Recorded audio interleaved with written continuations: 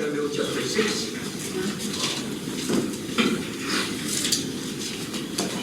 Okay, now we have been on the series on the pride of men. Remember the series on the pride of men. And why is this important? Why is this important? Who remembers? Michal, why? Because it is one of the things that is quite urgent and can ruin a person's relationship and effectiveness. Right? This sin can ruin a person's life, ruin his ministry, ruin many things. In fact, we saw the consequences, very great consequences. Pride. Who committed the sin of pride? Who's the first to commit the sin of pride?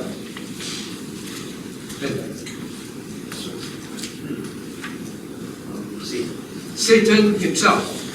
Satan became Satan.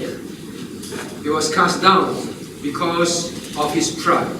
Right? Pride, you have to remember, pride is the very first sin in the entire universe. After God created the universe. It's the first sin in the universe. And through that sin, the most beautiful angel was cast down. And through that sin, because of that, he deceived men, and therefore we are sinners. Because of that, we will go to hell, like Satan. The sin is very horrendous. Thanks be to God that through the Lord Jesus Christ and His precious blood, we have forgiveness, return to Him, and avoid this judgment. Right? So sin is a very, very scary thing. Remember, this is the very first sin that came into the universe. Now, why else? Why else? Helen, I'll just go down the road. Joe, you can Joe. Why else did we feel that it's very important that men understand this sin? And why is this sin so terrible among other sins?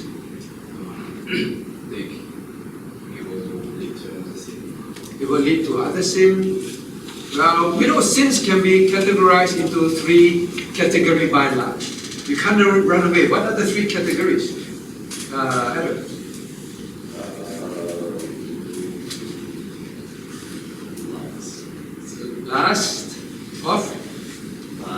Lust of the eyes, then lust of the flesh, and then pride of life. Everything can be categorized under these three. Why is the pride of life? Why is pride the most dangerous of all the sin? Brother Reverend, remember? Why? Because we must fear this sin and know it's serious. Why? Don't remember. Next, Sujin. Because it's a sin that leads us to not want to fulfill God's purpose for us. It's a sin that leads us not to want to fulfill God's purpose for us. Okay, yes. But there's something related to the three categories. Next, Ellen. Why? Lust of the flesh, lust of the eye, pride of life. Why the pride of life is the most dangerous?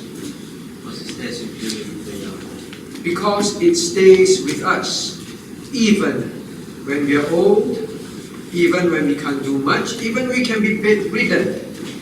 Now, when you're very old, lust of the flesh may not be a problem so much anymore. Lust of the eyes, not so much anymore. You can present whatever to a sick man on the bed. They're not interested. But there's one thing that stays with men and grows. It grows with age, especially. Do you agree? As you grow older, pride it grows with you. Claude, do you agree? Yes. Why do you agree? Because of we thought that we have a more experience than the young. Very good. As we grow older, you feel that I have more experience. You feel that people must respect me. You feel that You are now someone that people should honor. And you get very easily insulted. So pride is something that will stay with a man and will grow. And even before you die on your deathbed, that could be the thing that continues to grip you. But pride is really the very thing that caused man never to accept Jesus Christ as their Savior. You agree? Alex, you agree? Why? Because they have a sense of achievement as well. Sense of achievement, yeah, in a sense. Lee, right? Yeah. Lee, why do you think pride is the core reason why man will reject God and reject salvation from God? You clue? Any guess? Any guesses? No idea. Okay. Thanks for trying. Adrian. People may think they can do better than God. They can do better, God. I don't need God. God, how can you tell me I'm a sinner? I'm a good person. I've never sinned. God, I don't need you. God, I am what I am. And I am a self-made man. You did not help me. Alright, so pride will cause men never to accept or admit that they are sinners, they have sinned, and never to accept and admit that they need God. And God needs to forgive them. Hey, do you feel that when you say, please forgive me, when you tell someone, please forgive me, are you being humble? Yes. It takes humility to ask for forgiveness, right? So pride is a very dangerous thing for three reasons. Number one, it is something that will cause, or rather it is something that is the very first sin in the universe. It's a very, very dangerous sin. It threw the whole mankind, universe, into a spin. That is how powerful this sin is. Number two, it is sin that grows with you, stays with you, and when you're old, you may not have lust of the flesh, lust of the eyes, but pride of life will continue to grow in you, will stick with you. That is why it's so dangerous. And the third one, pride is the reason why you will reject God. Even for the believer. You say, God, it is not done by you, it is by me, God. And we saw the great consequences of pride. The great consequences we've been studying. So now we come to this topic. How to avoid the consequences of pride. How to avoid pride. How to avoid pride. Alright?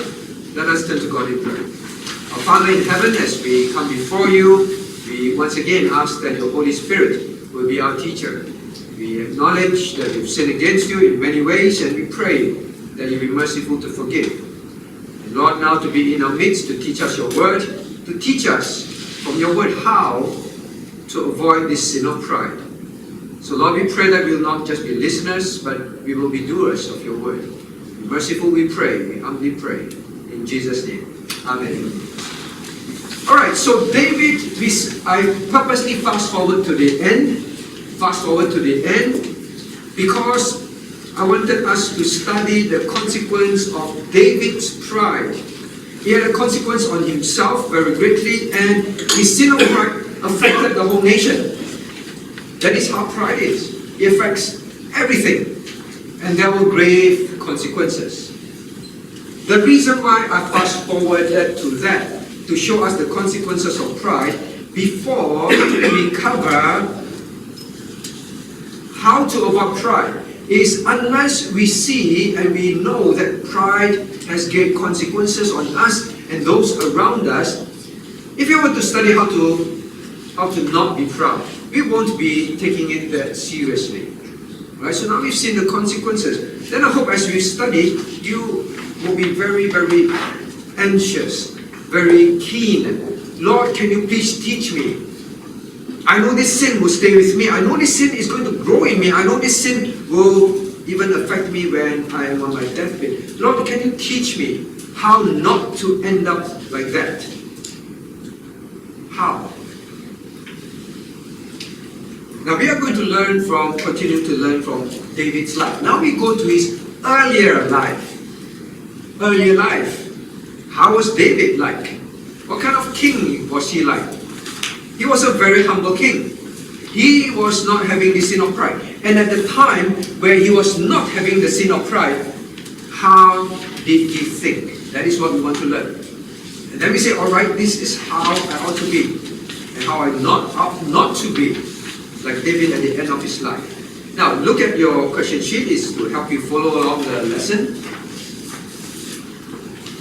Now, compare King David in 2 Samuel chapter 6, chapter 7, and chapter 22, versus 2 Samuel chapter 24. Alright? So we are going to look at chapter 6, chapter 7, and chapter 22. David's life. How was he like when he was very humble? How to think like that? What are the lessons? Now, compare it.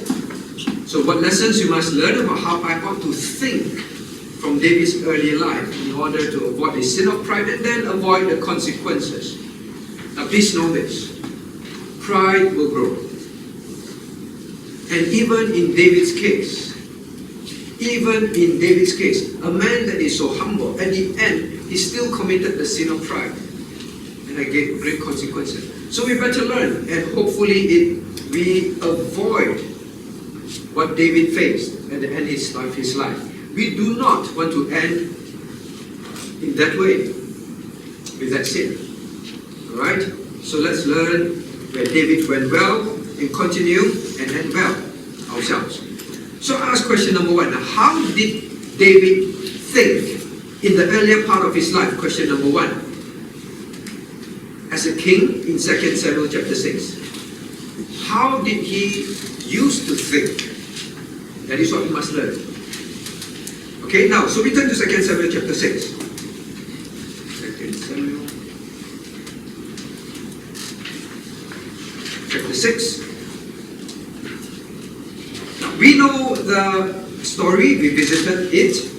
You know, King David brought the ark back, and he was full of joy. He was full of joy, and from verses 16 to 22, we are going to see how he was leaping with joy. He brought the ark back and he offered sacrifices.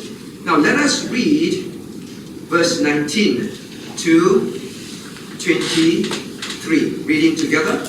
And he dealt among all the people, even among the whole multitude of Israel, as well as the women as men, to every one a cake of bread, and a good piece of flesh, and a flagon of wine. So all the people departed, everyone to his house. Then David returned to bless his household. And Michal, the daughter of Saul, came out to meet King David, and said, How glorious was the king of Israel today, who uncovered himself today in the eyes of the handmaids of his servants, as one of the vain fellows shamelessly uncovered himself.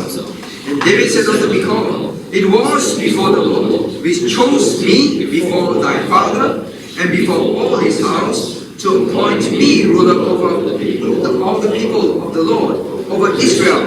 Therefore I will pray before the Lord, and I will yet be more vile than thus, and will be praised in my own sight.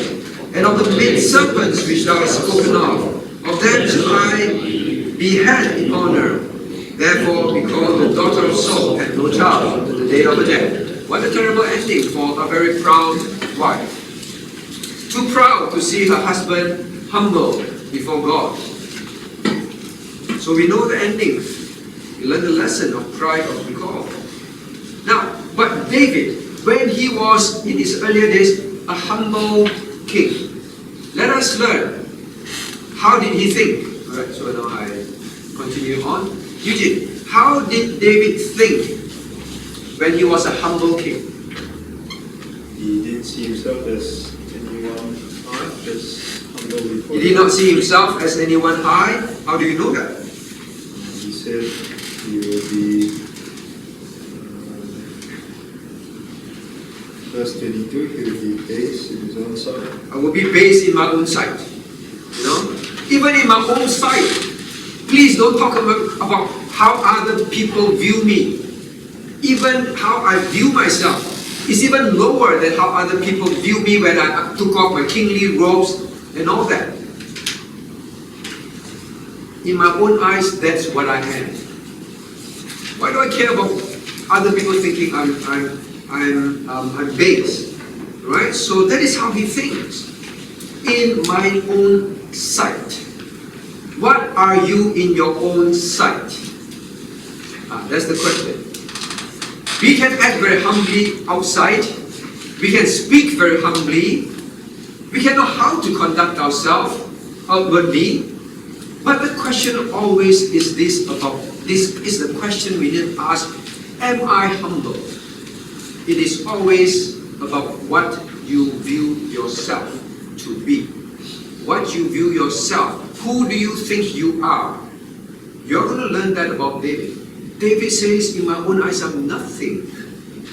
I'm nothing. That's why he readily take off his kingly robes. He was so happy that the ark is back. That is all he cared about. So that's one.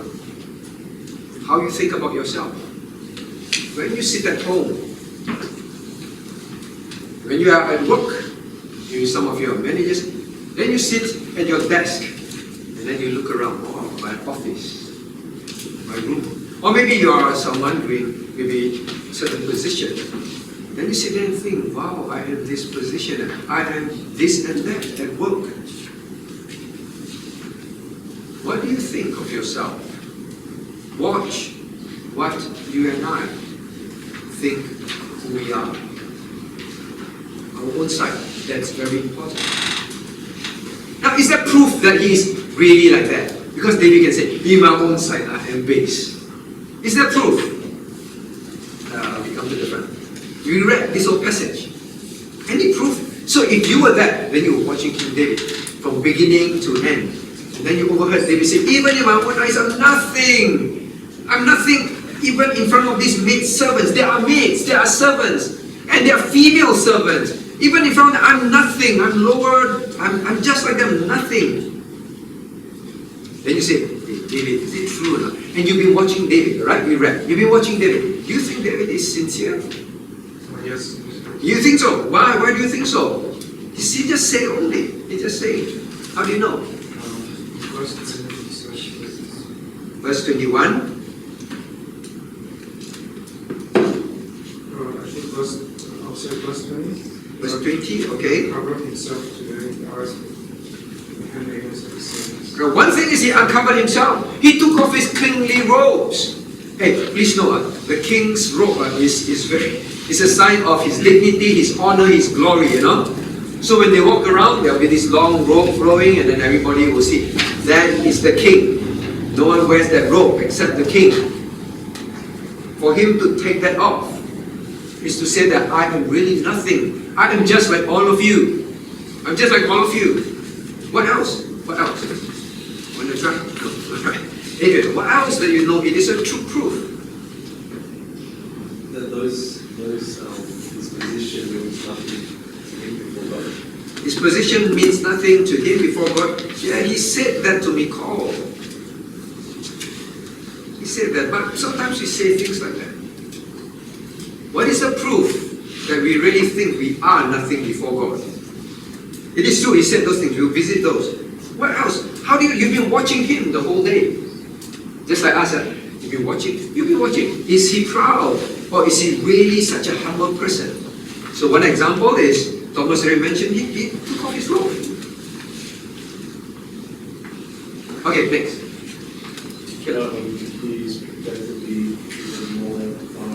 He's prepared to be more what he said, that is all. He just said. Saying is one thing. But he also demonstrated. Took off the robe. Yeah. What other demonstrations did he make? Quickly, last one. Quickly. You've been watching David through the window like we call. Dancing before the Lord. Dancing before the Lord. Okay. Now, no one noticed. Okay, last one. Young man, Josiah. You've been watching. I've been watching you, Josiah. Okay, anyone? Before I give the answer. Vincent, Is it verse 23? verse 23. No, not so far. Verse 23. Okay, tell me what about verse 23. No, I just think based on how God responded to what happened that God judged Michal. God judged Michal, but doesn't mean David was not humble. Oh, David was not proud. David was not sinning. Okay, no one notice. Verse 21. Verse 19. 21. 21, correct. Last, what was it? It was before the Lord which chose me, before my father. Right, so yes, he said all those things, but he just said. The question is, what he say, is it really true? You see? What he say, is it really true? Okay, I'm trying to get us to understand this. Are we really, in our own eyes, base? Nobody, nothing. We can say a lot of things, and he said these things to his wife. He can say. But was he really that? Once we establish David was really that, and then we learn about what he says. Do you agree? Because he can be just saying, right? What is there to learn? If someone just say, but he's really still proud. He is really inside, he's proud. But if you really know that he was really humble, and then what he says carries weight, it's worth learning, right? So yes, Adrian and Edward brought up, he said all these things, the Lord chose me and all that. But first of all, we must establish. How do you establish? No one noticed. Verse 14 is it? But what? All the way 14. Where the David danced before the Lord, wear the linen ephod. But the ephod is something important, Verse 19, he dwelt among Verse 19. What about verse 19? He was among all the people, so the king was willing to be with his people, to be loved them.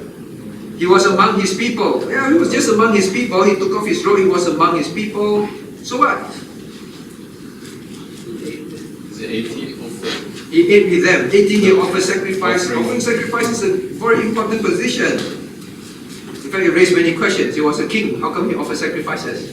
But we won't go there, right? We'll discuss that another time. Now, verse 19, you're correct. But all of you look at verse 19. Was David genuine? So we spotted verse 20, he removed his robe.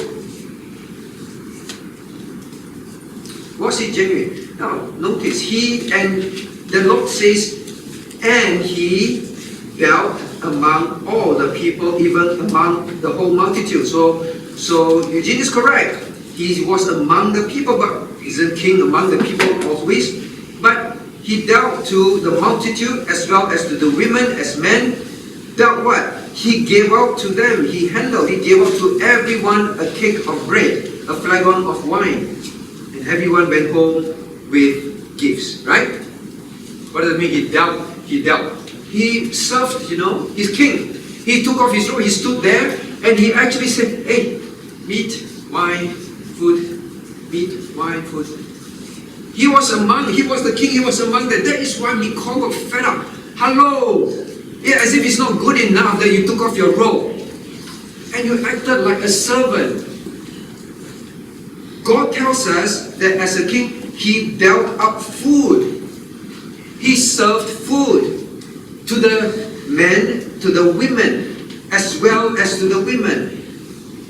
Tell you something, back then, a man serving women in public and men serving women's servant. That is why you look at verse 22. He said, oh, in my own eyes I'm nothing. And even in the eyes of the maid servant that you talk about. He said, how can you serve women?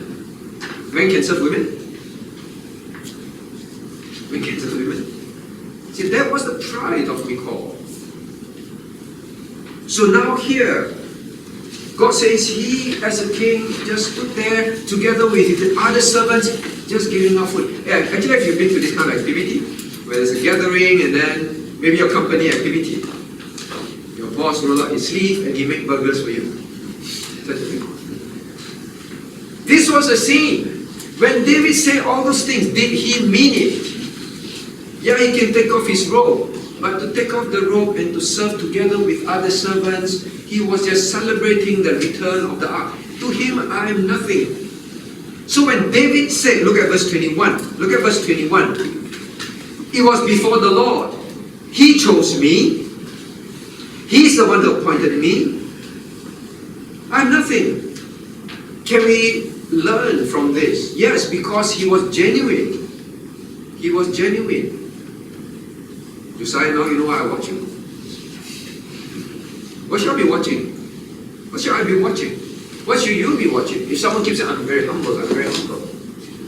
Does he think that his position, his status is so high at work, in your workplace? I am boss, I'm engineer, I don't do these things. Oh, but God is the one that gave me the job. God is the one that helped me. God is the one that made me this. God is the one that made me that. But please don't ask me to do the things which I'm not supposed to do. Too low for me. Are you really based in your own eyes? It's not what you and I say. In church, hey, I'm pastor, you know. Or I'm session member, you know. I am trained Bible college student, you know. I am group leader, facilitator, you know. I'm Sunday school teacher, you know. Please, don't ask me to sweep the floor. Please don't ask me to give up food. Please don't ask me to do busy bee. Please don't ask me to wash the toilet.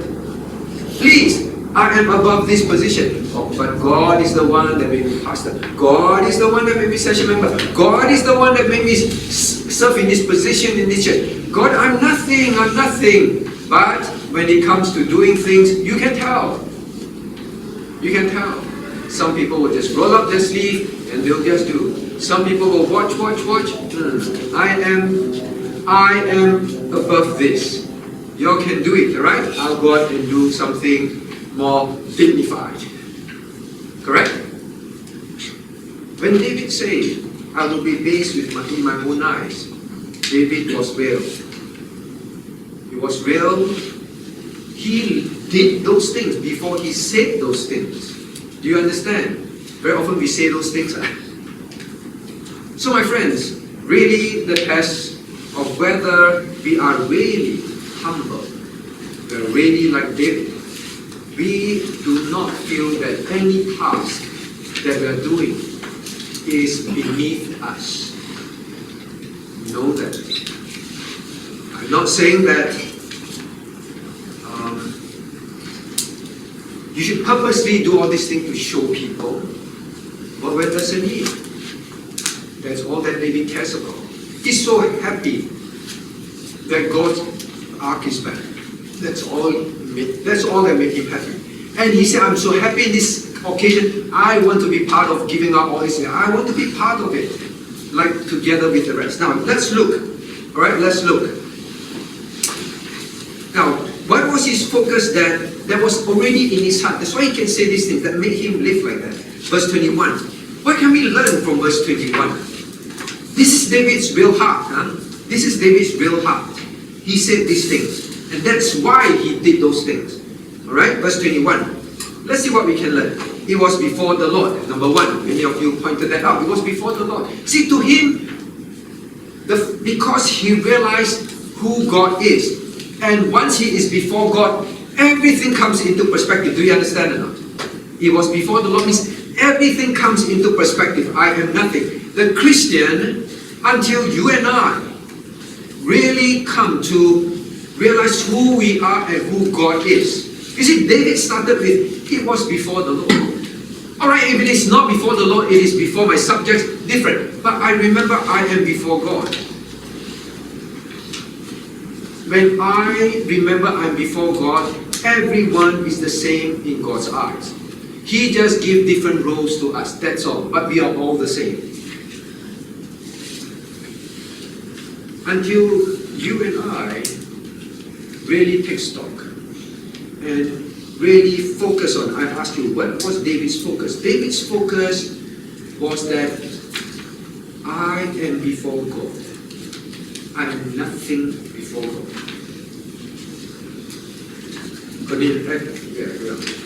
Joshua. How big is God?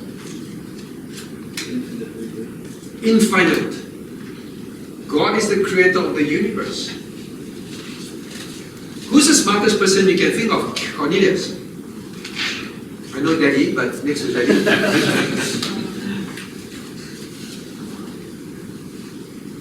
Okay. What else? Only Daddy. Okay. Cornelius, you want to try? Hey, Caleb, you want to try? Who does teacher tell you is the smartest man on earth?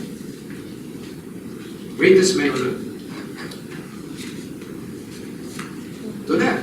Like some will say Einstein, it's like super smart. Or people of this IQ, that IQ.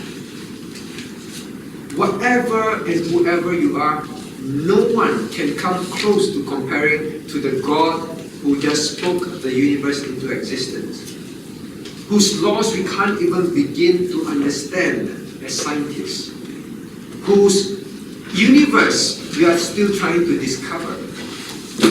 But he did all that. Nothing. David knew, I'm nothing. Really nothing. I'm king, so what? But so that was his focus. But what was his belief? Now look at verse 21. So first, Christian, let us truly know we are nothing. Please don't come to church. Please don't go to work. Please don't walk around in your school feeling that I'm somebody. You are in the presence of God. Don't think that you are anything. Remember, as long as you remember, I'm in the presence of the living God. Seriously, what am I thinking? I'm nothing. David begins there. Alright, David begins there. No matter what experiences you have, what achievements you have, in front of God is nothing. Now, next, what was his belief? Look at verse 21. The next thing he said, he chose me before thy father and before all his house. What do you learn from that? How? What do you learn from that? He chose me. God is the one that wants. God is the one that chose and appointed. Do you believe that?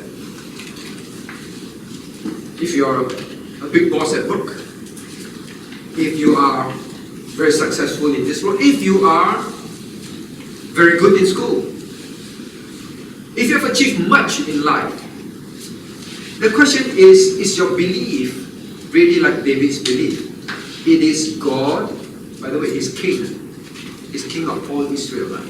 The most powerful nation on earth. Is God, he is king of that nation. And he says, God is the one who chose, and God is the one who appointed. I am nothing. God just randomly looked, alright, David, you're the one. He really believed that. Do you really believe that? Did David, now we studied David's life. Was David a great warrior? John. Was David a great soldier? Yes. Super great. He killed Goliath. Right? On his own. All the nation's army was frightened of Goliath. Was he a great military strategist? Yes. Was he a great musician? How rare, right? King musician. Great musician. Was he a great fighter? Was he yes, he was great in many things. But yet David saying, but you know, it's God that chose me. That's it. It's not because now, by and large, other people would think, no, you know, my track record was quite good. Actually, among all the soldiers, I'm the one who killed Goliath. You look at my track record. You see, so many battles they lost with the Philistines. When I came as a general, we started winning. I strategy. Alright? Men followed me. So that was David. In fact, he was so good, people were jealous of him. But it never crossed his mind that he became king. He was king because of that.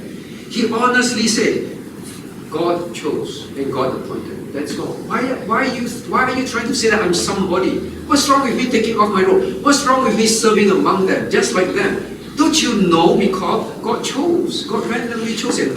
He picked me. That's it. Do you believe that? At work, in school. Cornelius, are you very smart in school? No. Okay. Who's very smart in school? Who was top student in school? Who's very important at work? Now, whatever is, do you think? You may say all this, but in your heart say, no, actually, my achievements, my school results, then my experience, then my acumen, then my abilities. That is why actually my boss made me boss of this department. That's why my school teacher made me this and that in school. If you're honest, that's what we think. But learn to think without pride. Without pride is really nothing counts. I can be the best, but if God is not the one who chose, I would not be in anything. And I would not be anything. So it's just random choice, God's choice, God's heart. After we read the verse, he told God, it is based on, because of your word and because of whatever is in your heart's desire, you choose to make happen. That is all. Christians, will we learn? Until we learn, really, it's just random choice that God say, you are this, you are this, you are that in life. We will not take off that robe. We will not serve humbly. We will say these things are above me.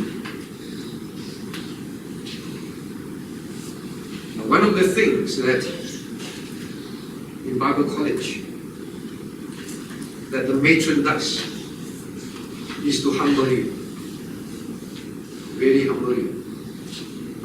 Really make you nothing. Really grind your face into the mud. The lecturers too, you know which one? Really do that. When you preach, tear you apart. Everyone cries. To test what is your heart really. Well, people can pretend, but how long? How long? We can say many things, but the question is, you really believe your talents and all was not what made you what you are? That is where it starts. That is where it starts. So my friends, I hope that we learn this lesson. Now I told you many times, I've known people with MBAs and whatever A's and whatever M's, whatever masters, whatever doctorates. I've known people who have ordinary qualification. I've seen in my life people who are very, very capable, have great achievements, work for someone ordinary. Why? God's appointment. Do you believe when God says He is the one that sets up one and puts down another? He said that. So when you are set up, are you willing to quote that verse? He's the one that appointed me. That's all. Nothing. When you are like that, when you are at work as a man, you will behave differently. You won't have that air. You'll be genuinely humble. When you're old, you will be thinking, you know, all this achievement, I've achieved a lot. Who are you? Who are you, Edward? Oh, this old gentleman with white hair. Who are you? Young man, still black hair. You won't have all these thoughts. You will say, I'm nobody. You won't look down on others. You won't expect that others must honor you, must respect you. Of course, you must honor and respect. I'm not saying, hey, I don't honor and respect because I should not make the person proud. God says, honor the elders. So it starts there, my friends. Let's deal with that in our heart. Get rid of this thinking.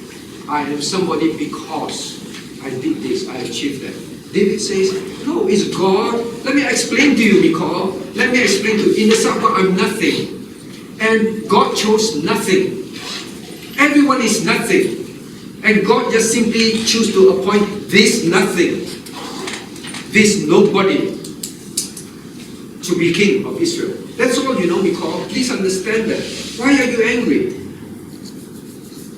And then that's why he says, therefore will I pray before the Lord. Verse 22. I will be more vile than this. He's saying this. You know, no matter how I make myself base, it is still not base enough. I am really nothing. Even when I did all these things, I should even do less. I should be even more base in other people's sight. What I did was already something very dignified. Come on, are you really like that? David was really like that. He really meant it. So please, when sometimes we find ourselves doing something, don't get angry. Why am I doing this at work? Why am I doing this in church? I should be above this. Remember David. Now you don't deal with this, it will grow. Please no, pride grows. You don't deal with this when you're young and keep dealing with it. I am nothing and God just randomly appointed me. That's all. I have a part to play in this world, in the scheme of things. I'm just one of his pawns. That is all. Now the next one. So this is one thing, this is how David thought. Can someone just summarize, because before we open the question 2. Let's come back here. What is the one thing, or two things, in this that we learn? Number 1, David know, everyone in the sight of God is nothing. Right? Number 2, God chose. it's God that chose, not anything else.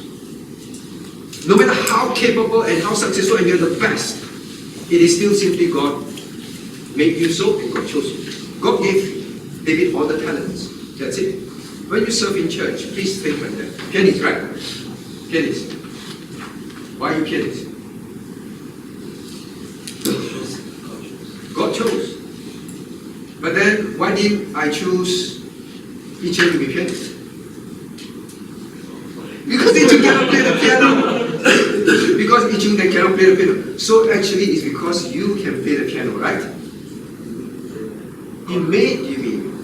When I was young, somehow he arranged my parents to force me. Did you like piano lessons? No, I didn't like piano lessons. I got forced to do piano lessons.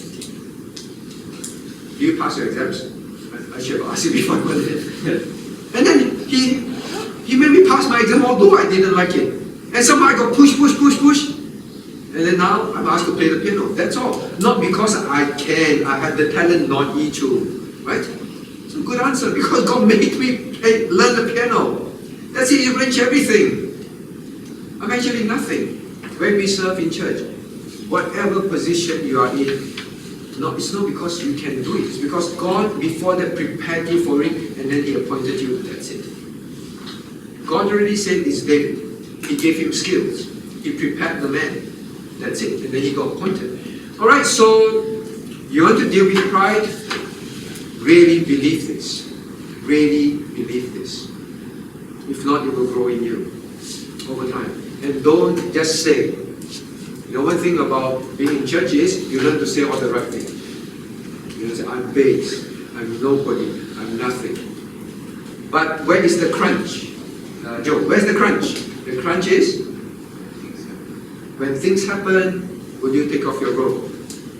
Will you do anything? That is where the test is. Alright? Now,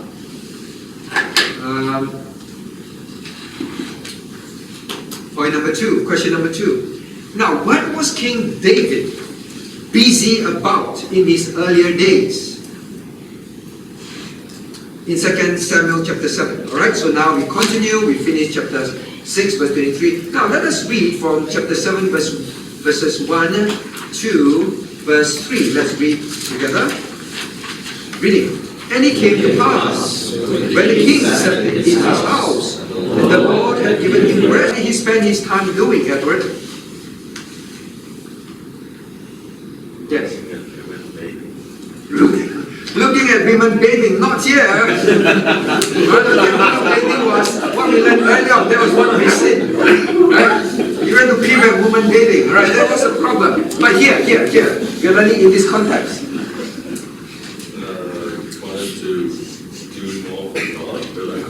He wanted to do more for God. He wanted to build the house for God. You see, the Bible said, the king, let's look at verse 1. The king sat in his house. The king sat there. Now what do you and I do when we sit in our house? Wow, this house is very nice. Because I worked very hard.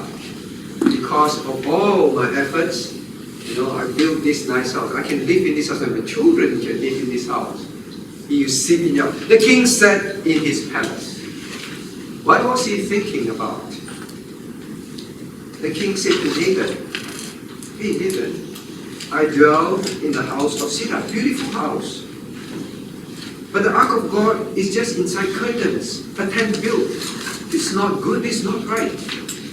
That was what he was thinking about. Now compare with the time when he fell. 2 Samuel chapter 22. You don't need to turn there, right?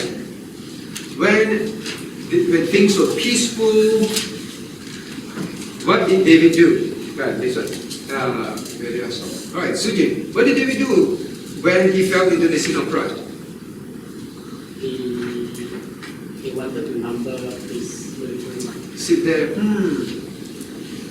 Instead of thinking of what else to do for the Lord, instead of thinking how else he can serve the Lord, he started to think, I want to know how many great fighting men that I have. Go and number all them. Generals, go. I want to know.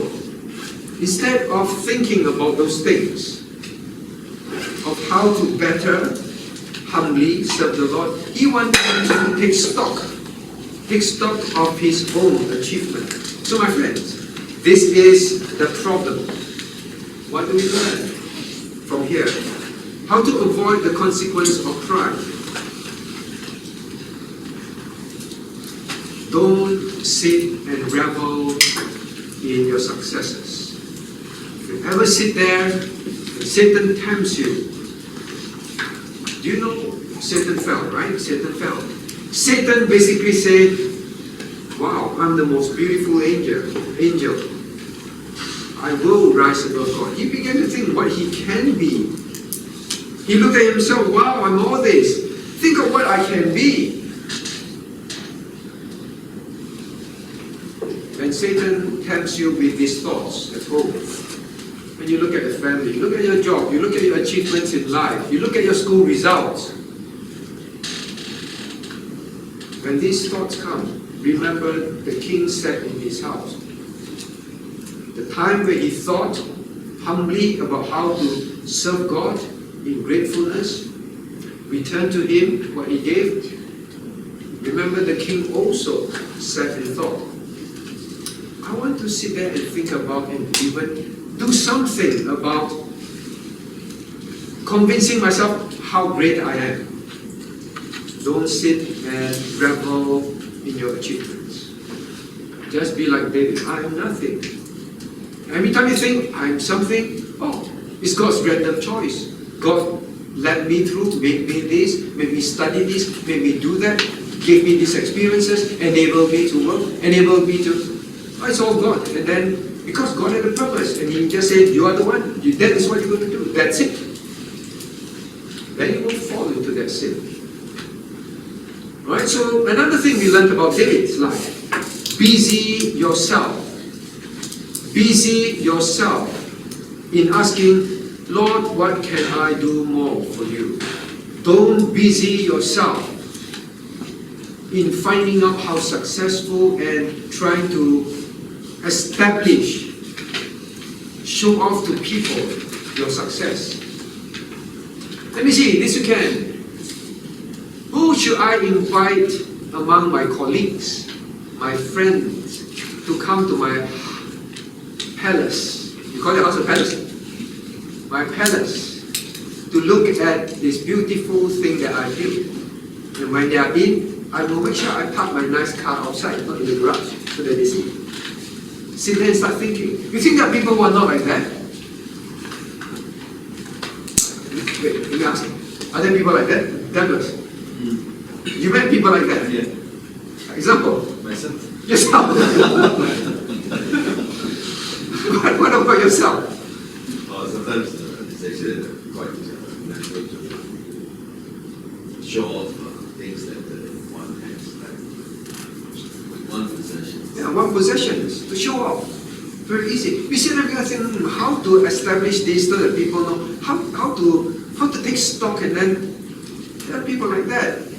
Yes, you're right. I'm very glad. Who's the people? Me. All of us. All of us. Don't let that kind of lifestyle grow in us. Don't. Because that's how sin grows. The sin of pride grows. I remember we had a gathering at a business meeting in Hong Kong when I was working. Then we had a gathering. So this guy said, oh, I tell you what, don't eat in the hotel. Come to my house for barbecue. So I said, oh, very nice person. Right? So the whole office, after the meeting, instead of eating in the hotel, we all went to his house. Then we walked, wow. Hong Kong, you know Hong Kong, right? Hong Kong, houses are very small, right? Yeah, Paul is laughing. Very small. And then, now I've always worked with this person, very nice guy, very humble guy, very nice. We went there, wow, he lived in a condominium on top of a hill. I don't know what hill that is called, but a hill where all those nice condominiums are, right? So we went there, wow, the entrance is really grand. He said, wow, we came in, the entrance is really grand. And then we walked in, and then the security guard came and then said, oh, you're looking for so and so. Ah, he's there. Anyway, his car is here. I said, why is a car not parked in the car park? Why is a car parked at the entrance of the condominium in front? Guess what car he drives? A Porsche 911.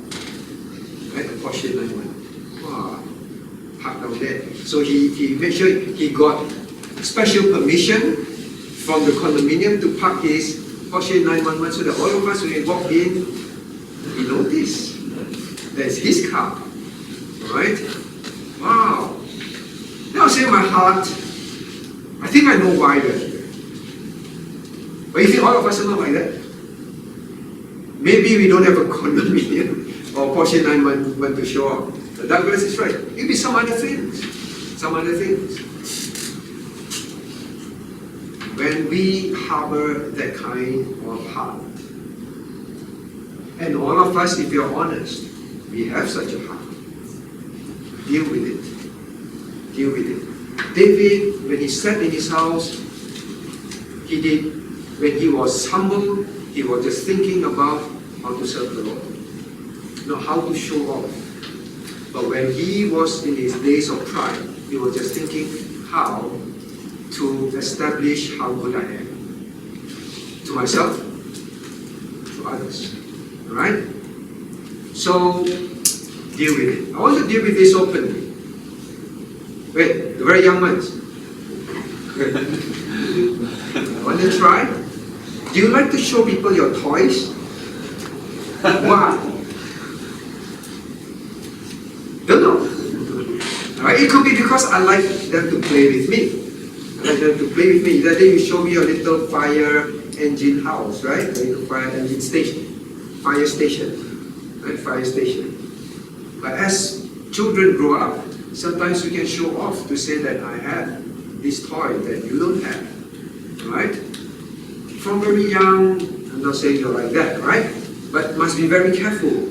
Every time you want to show people things, not to show off. Alright, so enough. Question 2. You think about that. Where is it in your life that is like that? Excuse me. Yeah. I have a question. Sometimes I buy shoe because it looks nice. I buy you because it looks nice. And, You're proud. does it mean that I want to show off? I want to show off. What do you think? Wait, the one behind Ellen. Ellen, what do you think? Yes. Yes. Yes. So we all should come barefooted. My toes are nicer than yours. What's the answer? Benedict, what's the answer? Of course, Ellen is joking, right? What's the answer? Depends whether you wear it. Depends you wear it to sleep or depends you wear it out? What do you mean depends when you wear it? No, like if you're wearing it like, in places where people can't see you and you like Wear it in places where people can't see. Where people can't see your shoes? Okay, I can think of some. Now, yes, that's the answer. We know our heart. Alright, we know our heart. Why did you buy that shoe? Why did you buy that watch? Why did you buy that car? Why did you buy that house? Why did you buy the spectacles? Why did you buy that shirt? Why? Everything. The question is why? Right? The question is why? Josiah, why are you dressed so nice tonight? Not nice. To show off. No one knows your heart. Right? No one knows your heart. It's in your heart. No one knows. So the answer always is we ask ourselves, why am I buying this? Is it to show off? Nothing wrong with buying something nice. I like this, I think it's comfortable, it's nice, it's nothing wrong. but you walk around, right? Making sure that when you cross your leg, everyone can see a few. Now sometimes watch, met people, but somehow the watch, the shirt always stuck like that. And then you know what that is, So it depends. Yeah, it depends. We check our own hearts. Alright? We check our own hearts. When you buy clothes, also the same. Right? Why? Many things. Am I saying that we should never buy any branded clothes? There's a logo on it. Can you wear a shirt with a logo on it? Can you name a logo? Name a brand. What brand? Nike, alright? Nike. Ooh, Nike. Expensive t-shirt. Or Adidas. Expensive t-shirt. Right? Versus what? I don't know. Versus I don't know what. Right? Can? Always depends. Wow. I like certain brand clothes, I won't lie to you. Because they're easy to iron. Because they last very long. You don't have to go and shop anymore. They last very, very long. When I travel, when I shower, the steam hanging up, you also straighten up. Great brand, great. Yes, a little bit more expensive, but it helps me a lot. I know Sharon, when she irons, a lot easier. Right? I wish they don't have the logo. Very difficult. That's the problem, Do you realize sometimes, why must they make the logo? Because people want the logo. People want it. So it depends why. Right? Depends why. Okay? Nothing wrong with staying in nice house, having nice things. Nothing wrong. But always ask why? Because sometimes some things you have to hide. You don't want people to misunderstand you. Okay? I've known. A preacher said, I got so many, actually me, I feel the same problem. I got so many pens. Very, very expensive pens. Pens that are like $1,000 pen. You know pen? Pens. I didn't buy them. My office keeps giving them. Oh, achievement. Another pen. A drawer full of expensive pens. I dare not bring them to church.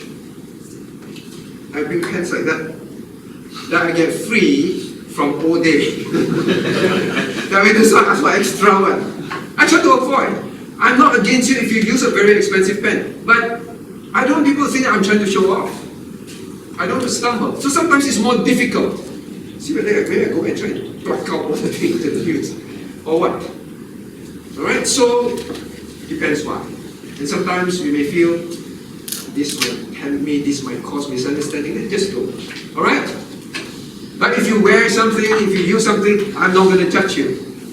I didn't know you like shoes. I love shoes. Alright, so check our hearts. Any other question? Answer your question, Douglas. Yeah, always we check our own hearts why. If you think that I'm buying this to show off. Now, the kid said, Auntie Sharon, why is Pastor's shoe so shiny? Why? I buy shoes that I don't have to shine. I buy shoes that I don't have to clean. So they are always like that. It's just a habit. When it's the army, we always shine our shoes.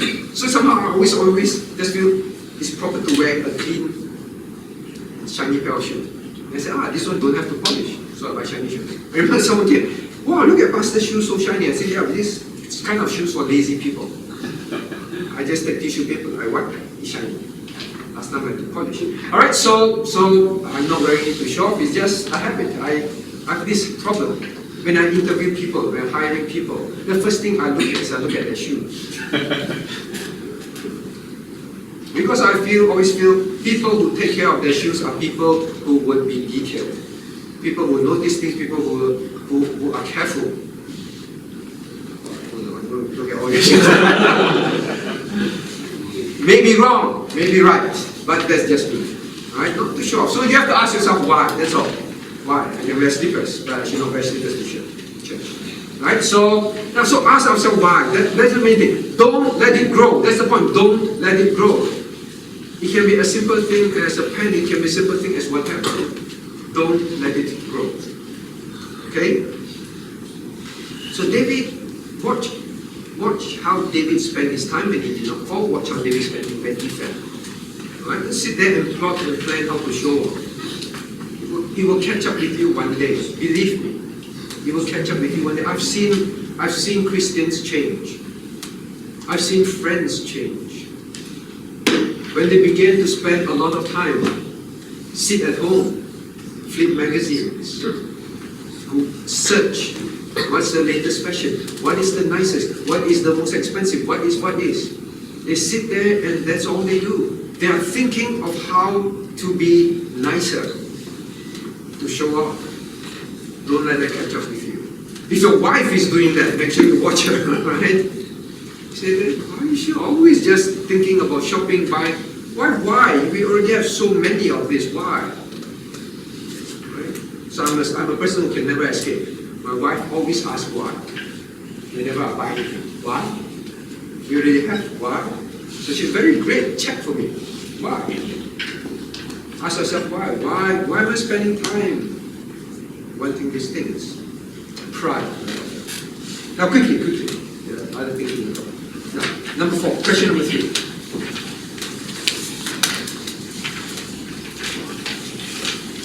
Now what did the prophet Nathan do when God told him to tell David that David will not be the one to build the palace?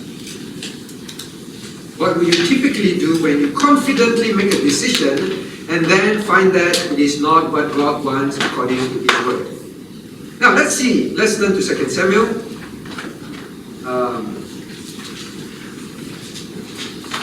Okay, chapter 7. Alright, chapter 7 verse 3. David said to the king, hey, go.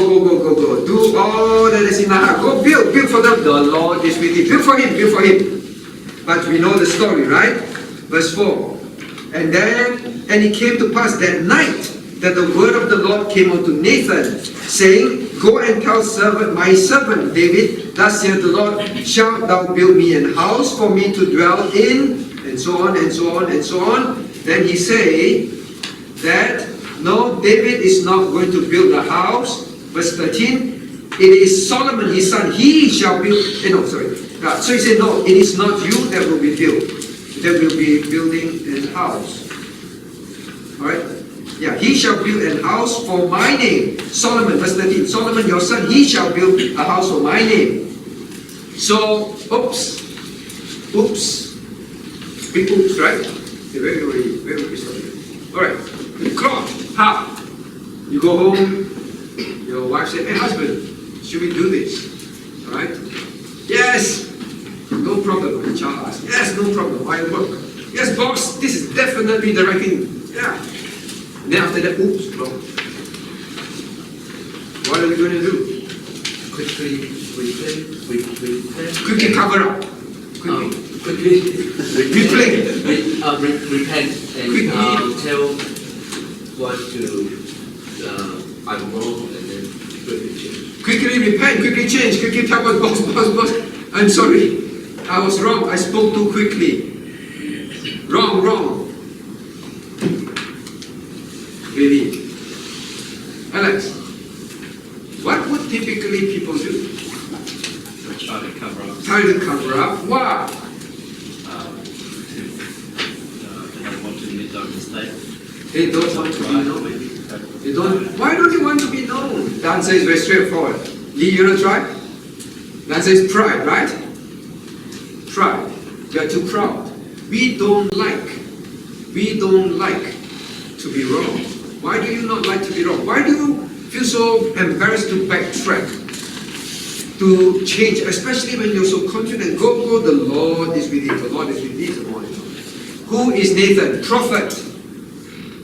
For prophet to say the wrong thing when he quote the Lord's name, you know how terrible it is? Very terrible. Very embarrassing. What did Nathan do? Let's look at verse 17. What do you think he did? Let's read 2 Samuel chapter 7 verse 17. Reading together quickly. According to all these words and according to all these visions, so did Nathan speak unto David, the prophet, who quoted the name of the Lord and said, the Lord is with you. Went back and did say, we said everything. We said everything. It's a very big thing, you know. The king might say, hey, you make me happy. And then you turn back and say, no. Chop off your head. Chop off your head. But Nathan did not care about pride. He did not care, I am prophet.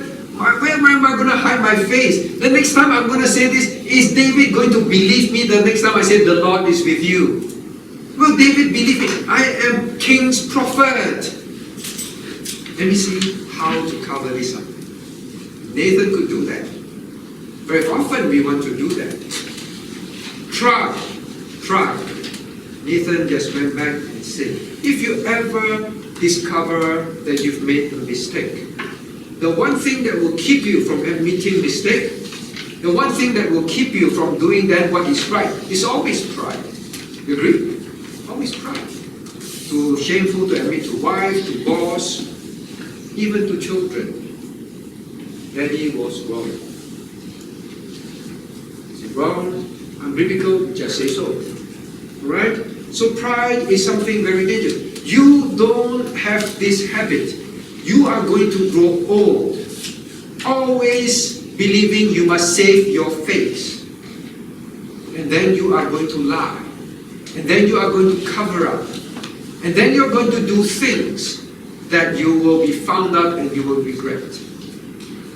All because of this thing called pride. Right? So, when these things happen in your life, when the temptation occurs, just remember Nathan. Nathan just simply went back and did the right thing. What were the consequences? Nothing. Nothing happened. David did not kill him. David did not say, you disappointed me. I have all these big dreams. David just went on. Alright, that's it. So sometimes we fear for nothing because of our pride. Alright, so I hope we learn this as a side.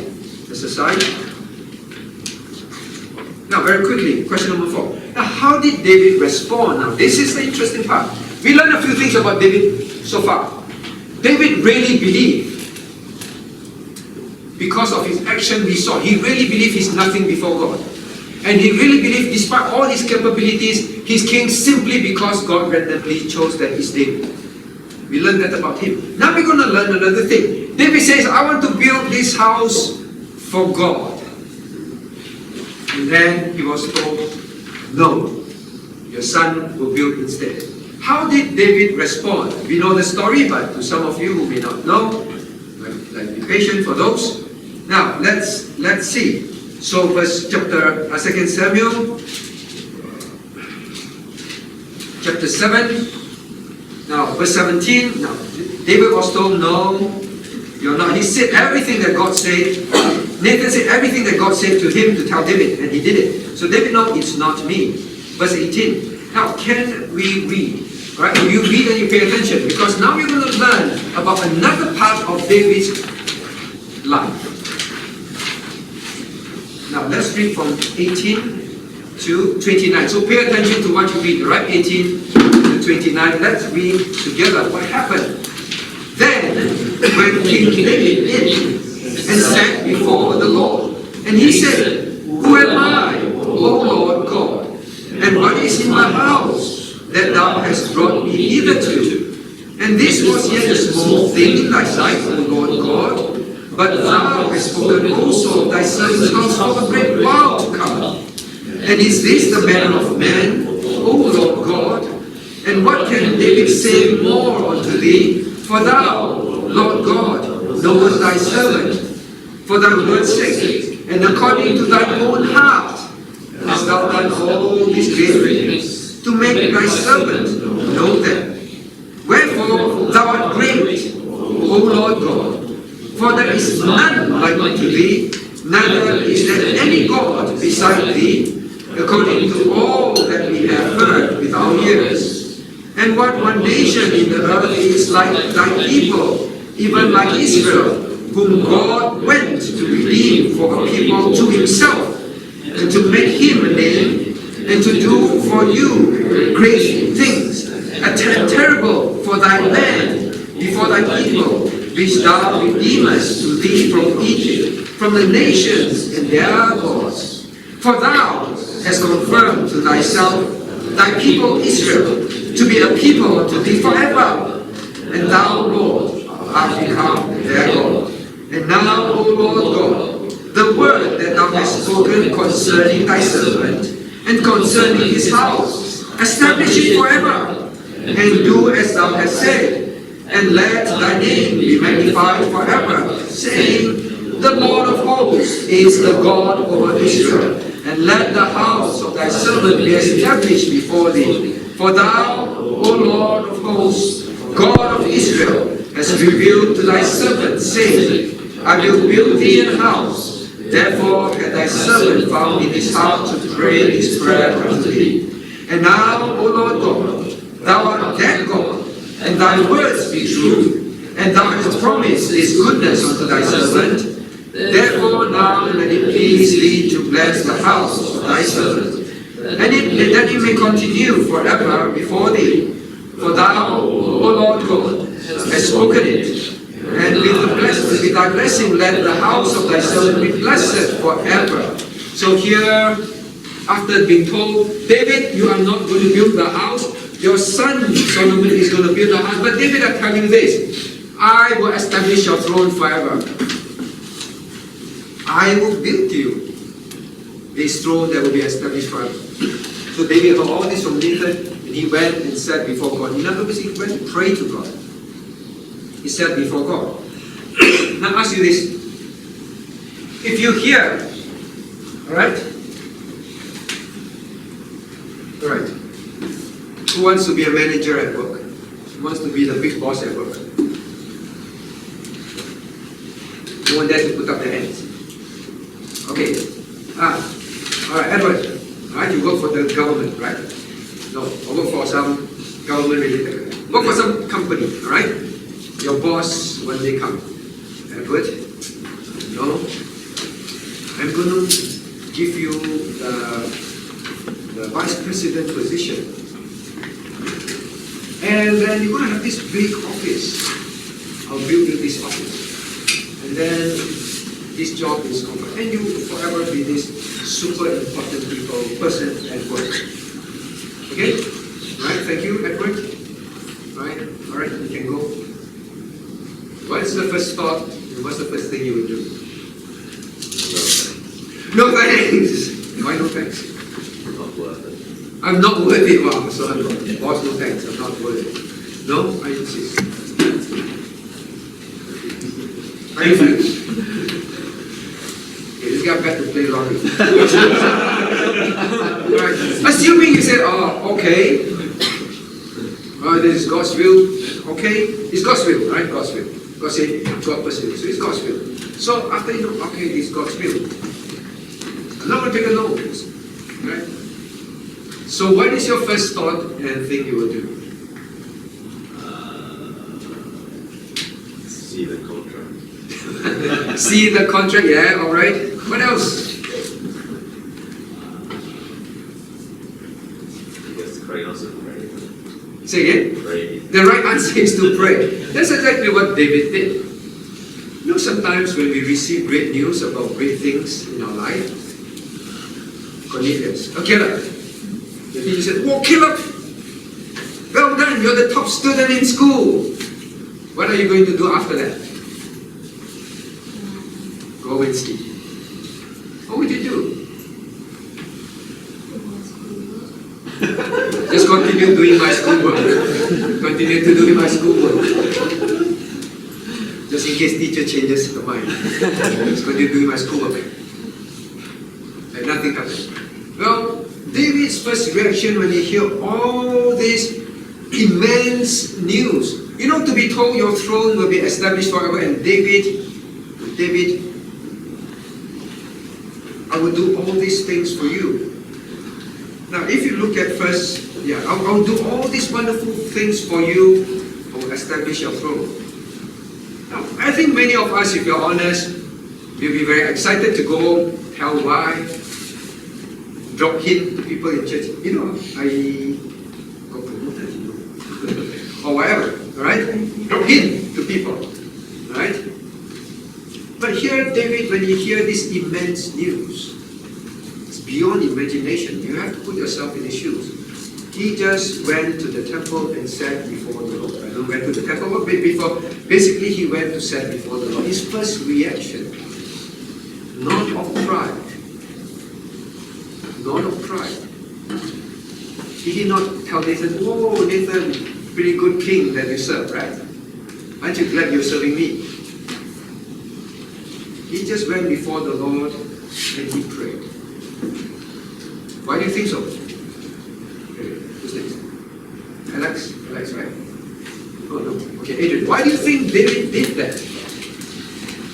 Why do you think that became the natural thing for him to do? Because he knows everything comes from God. He knows that it is really from God. Just like how we have said before, God is the one who appointed me. It's not because of my capabilities.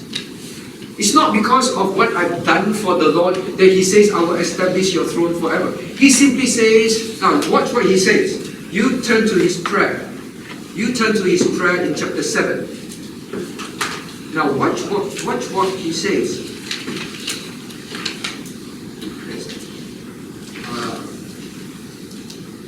Verse 18. First thing He says, first thing that comes out of His mouth was not even thank you.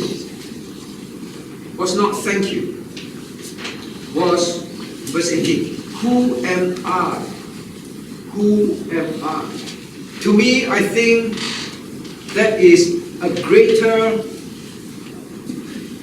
gratefulness, thank you, than thank you. He's simply saying, who am I, Lord? I don't deserve this. It's His way. Of course, built in there means it's a gratefulness that is so deep that He said, I'm not deserving. He really knew it was from God. If you are a humble person and you really believe things are from God, when you receive great news, your pride is not fanned. Your natural reaction is, Lord, who am I? Lord, why did you make me this at work? Lord, why did you make me this in school? Lord, why am I this or that? Why do I have this or that? Lord, who am I? That is your first thought. That is your first action. That is first thing you do is to go to the Lord and ask, Lord, I don't deserve this. That was David. How do you think when you receive news, promotion, of achievements and all that? You know YouTube? I never knew this, I always wonder, why do people work so hard and put so many things up on YouTube? You can find anything on YouTube, right?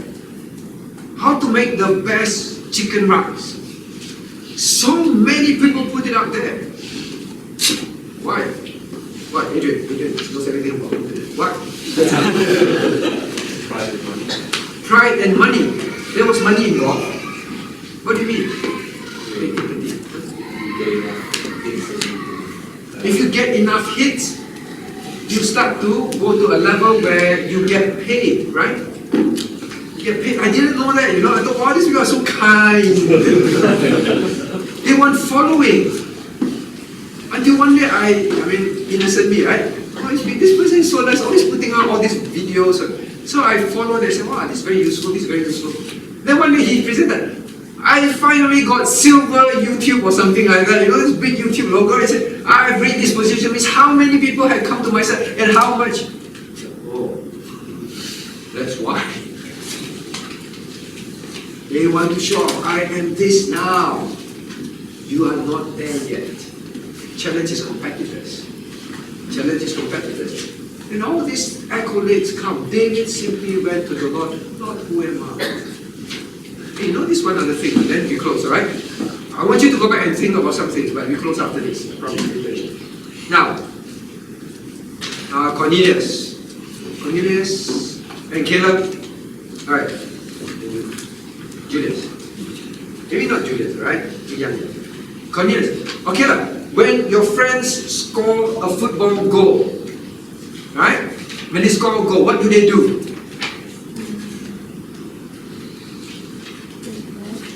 They pray.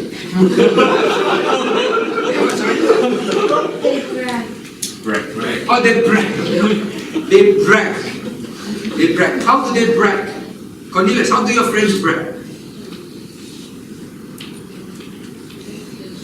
You don't play. Okay, other things, I just play along. Other things. Run out of time. Any game. Alright, I know this age group, alright? Josiah. What do your friends do? What do you do? After you score, whatever game, right? You score. What your friends score. What do they do nowadays? Come on. Even in the Olympics, big Hillary, what do they do?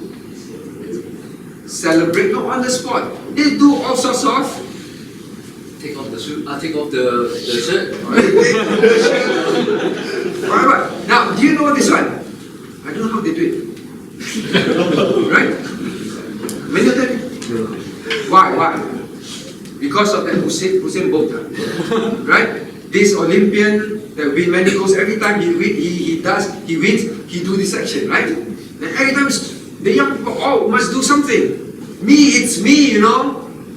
Take off the shirt, do you know? Maybe you don't see me now, but take off my shirt, make sure you know it's me. Why do you take off the shirt? It's me. And you see the way they run around, that kind of thing. The funniest one is this goalkeeper, this guy kicked, and then he saved, then he went around, and the ball bounced, and they dropped it. It's not a joke, it's real. Right? So, pride. We will do all these things. It's me. Maybe we are more control, right? Or say you're promoted and then you walk out the office. But in your whole bursting, you wish you could do this. But in your heart you're doing it. Not David. David, when he heard all this, he did not do all these sinful things. He just went to the Lord and said, oh, who am I? David is genuine. Please know this. Who am I? If you always want to do all this, hey, young ones, right? You should, right? Don't act like that. It is a great sign of pride. You keep doing it, it will become you. Alright? Doesn't mean if you don't do it, you're not proud. Alright, so pride. Many things that we learn from David. How David really was. Three things. One, he really knew who he was before God. He really believed that whatever he is, God appointed it in his life. Proven by his actions. He's willing to do anything. If ever you're somebody and you're not willing to do certain things, you know what you are. We learned here. When he was promised great things in life, and when God promises it will happen, he just said, who am I? Who am I? Genuine humility. Build that. Because remember, pride grows with us as men, especially when we grow older. The older we go, the prouder we are. Deal with it when young. Alright? Now I want you to go back and think about one thing. Look at what David did when God says no. What he did for his son. And ask yourself, if I am truly a humble person, I'm not proud, what would you do? If you are proud, what would you do? That's what we'll learn the next time. Sorry we are late. Let's pray. Now, someone asked what is the difference between psalms, hymns, and spiritual songs. 有人说诗章、颂词、灵歌有什么不同？ Someone also asked, can we just have instrumental music? 有人说我们只要乐器的音乐就行就好。 Can we worship God with instrumental music? 我们单单用乐器的音乐来敬拜神就好，可以吗？